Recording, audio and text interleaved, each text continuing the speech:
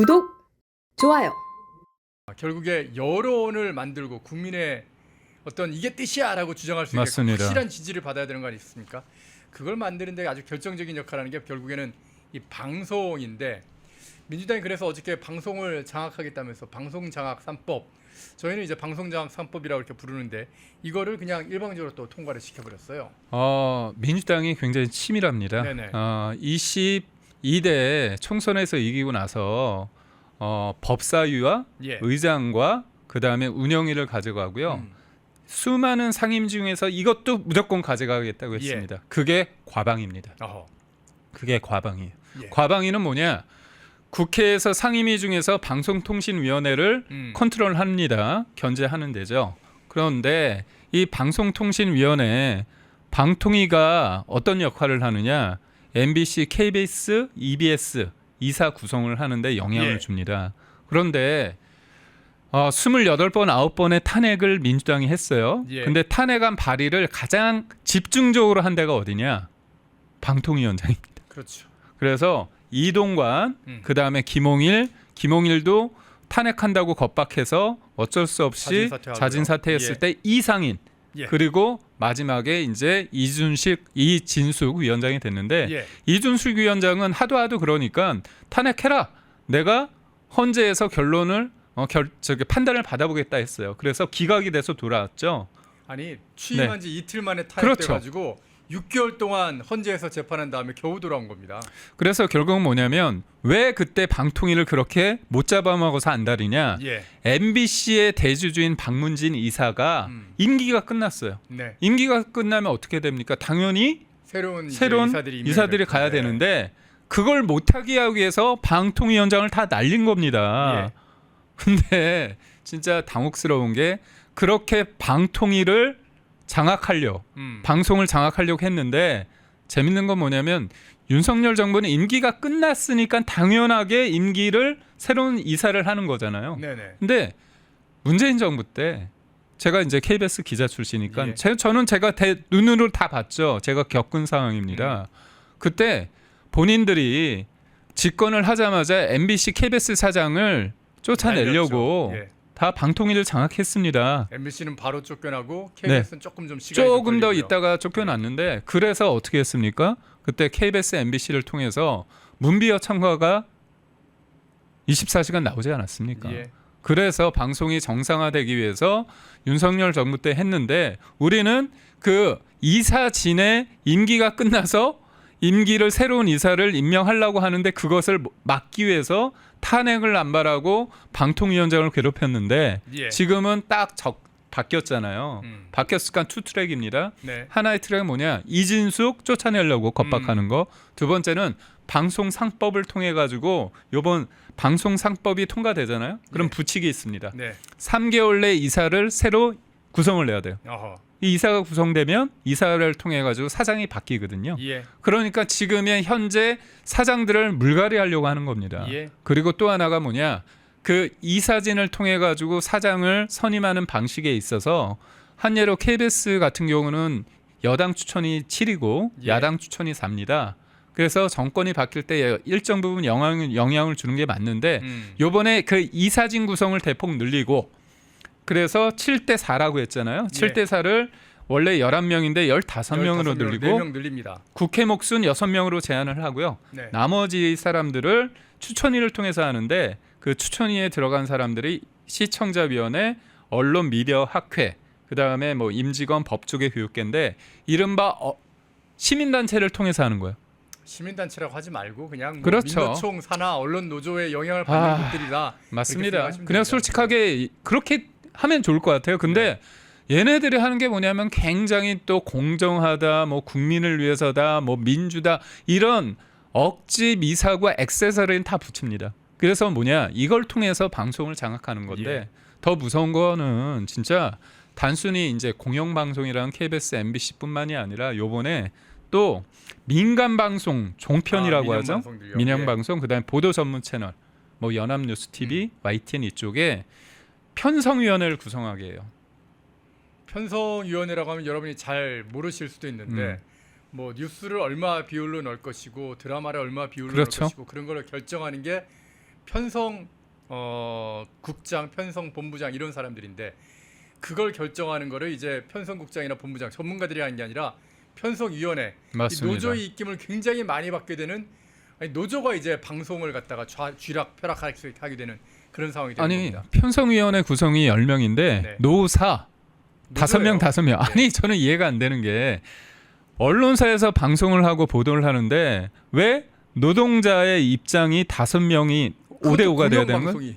예? 그것도 아니 공영방송이. 이게 예전에 공영방송뿐만이 아니라 지금 종편 보도 예. 전문 채널 이 YTN이나 연합뉴스 TV도 이렇게 하겠다는 거예요.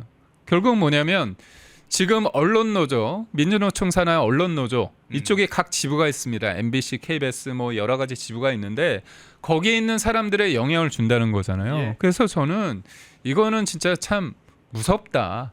그러면서 뭐라고 얘기하냐? 아, 우리들은 방송을 장악하는 게 아니라 방송을 정상화하려고 한다는 거예요.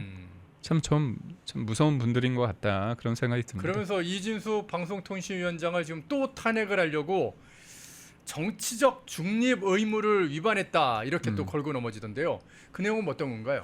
그러니까 이준숙 방통위원장이 탄핵이 된 다음에 이 펜앤마이크하고 몇 번 유튜브에 나왔습니다. 예. 제가 볼 때 펜앤마이크 나와서 진실을 왜냐 그 당시에 이제 다른 공중파나 다른 언론에서 아무래도 그거에 대해서 정확하게 객관적으로 보도하는 부분이 있었겠지만 예. 그래도 우리 펜앤마이크 구독자분들 시청자분들한테 저희도 알리고자 나온 언론사잖아요. 거잖아요. 언론사. 언론사인데, 예. 근데 거기에서 뭐라고 얘기했냐면 방통위가 제가 앞서 말씀드린 것처럼 MBC의 대주주 그 박문진 이사가 임기가 끝났으니까 새로 임명을 했어요.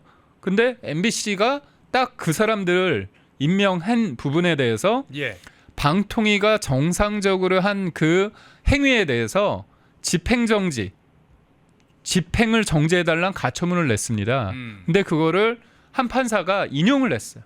그래서 임기가 끝났는데도 불구하고 아이, 새로운 이사 임기가 시작이 안 됐습니다. 그러다 예. 보니까 MBC의 박문진 이사들이 바뀌지 않았어요. 예. 너무 웃기지 않았습니까? MBC, KBS 문재인 정부 때는 임기도 다 있는 사람들 억지로 다 쫓아냈습니다. 어느 정도였냐면 제가 이제 실명을 한 명 언급하겠습니다. 강규영 KBS 이사라는 분이 있어요. 근데 이분이 탈탈 털어도 안 나왔어요. 그러니까 감사원에서 됐는데 잘 안 나왔습니다. 감사원 감사를 몇 번 해서 마지막 감사 때 법인카드를 써요. 근데 예. 이분이 2,500원짜리 이제 김밥 해가지고 법카드 쓴 게 있는데 이게 잘못됐다고 해서 쫓아내요.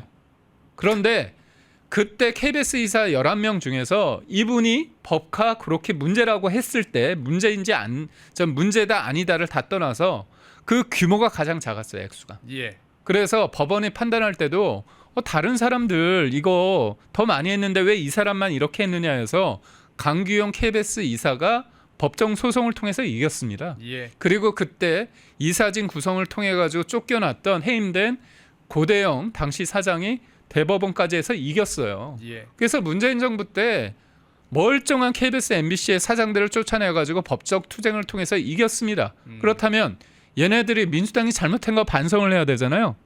반성 안 하죠. 그러면서 윤석열 정부는 MBC 대주주 이사의 임기가 끝났는데도 불구하고 새로운 이사를 임명했는데 민주당이 수적 다수라는 그때 여소야대 국면에서 쥐락펴락한 겁니다. 법으로 그러니까 입법 권력으로서 예. 그게 문제였던 거잖아요. 근데 요번에 또 정권도 잡고 또 입법 권력도 충만하니까 넘쳐나니까 법을 통과시킨다는 겁니다.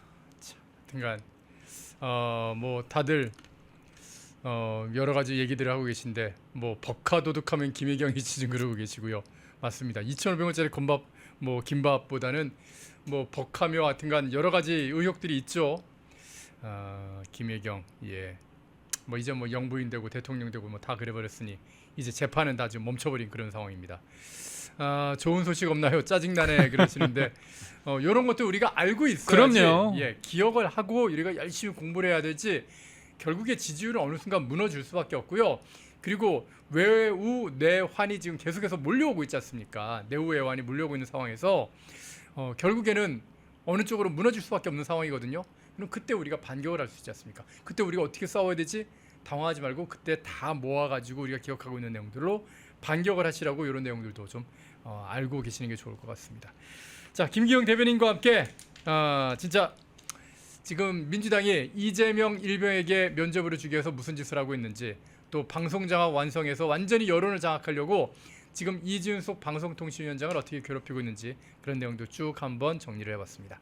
오늘 말씀 잘 들었습니다. 고맙습니다. 펜앤마이크와 광동이 함께 준비한 광동 루테인 밀크 시슬, 혈행 개선, 노화로 인한 눈 건강, 간 건강. 펜앤마이크 TV 단독 할인 2개월분 한 박스에 3만원, 6개월분 세 박스에 84,000원. 펜앤마이크 구독자 전용 댓글 상단 할인 링크에서 구매 가능합니다. 전화 문의는 1661-6915, 전화 문의는 1661-6915.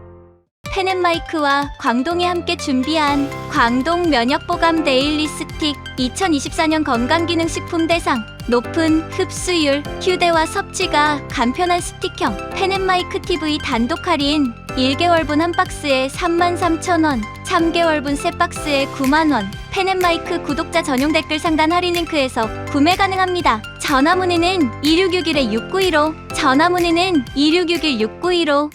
펜앤마이크와 광동이 함께 준비한 광동 혈당혈압 콜레스테롤 케어 솔루션, 식후 혈당 상승 억제, 체지방 감소, 혈중 콜레스테롤 개선, 높은 혈압 감소. 펜앤마이크 TV 단독 할인 1개월분 한 박스에 25,000원, 3개월분 세 박스에 66,000원. 펜앤마이크 구독자 전용 댓글 상단 할인 링크에서 구매 가능합니다. 전화 문의는 1661-6915, 전화 문의는 1661-6915.